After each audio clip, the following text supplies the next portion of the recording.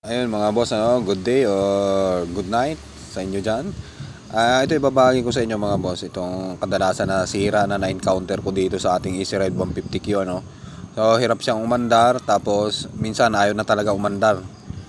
Hindi lang naman to sa Easy Ride 150Q natin, hindi sa lahat ng China scooter na mayroon siyang kill switch. Ang kadalasan talaga to na encounter ko na sira niya. Kaya ibabahagi ko ngayon sa inyo para kung mangyari man sa inyo to, hirap siyang umandar.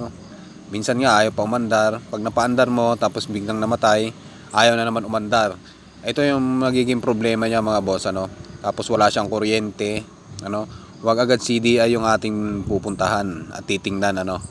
Ito lang muna, kill switch ang gawin nyo mga boss. Ang gagawin lang natin, tatanggalin lang natin yan sa may bandang kill switch natin. Madali lang naman siya tanggalin, unlike dun sa iba na ang hirap kasi tatanggalin mo pa yung mga pairings niya, bago mo matanggal yung sa may switch niya, kill switch. Hanapin lang natin yung kill switch, tatanggalin lang natin siya. Pagka sa mga Easy Ride 150Q nyo mga boss na carb o yan, tanggalin nyo lang to. Ito ang unang titingnan nyo, itong kill switch niya, kasi alam naman natin yung mga switch nito talagang hindi mo maaasahan mga boss.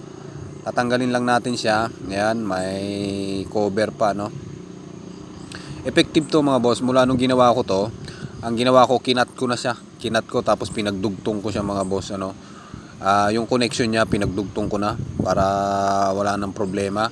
Hanggang ngayon mga boss, ginagamit ko tuloy-tuloy na. Hindi na siya mahirap paandarin at hindi na rin siya yung namamatay na ayaw na umandar, Okay na siya.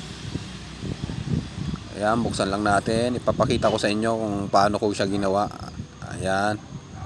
Ayan, makikita nyo yan, dalawang connection niya mula sa kill switch niya mga boss. Ayan.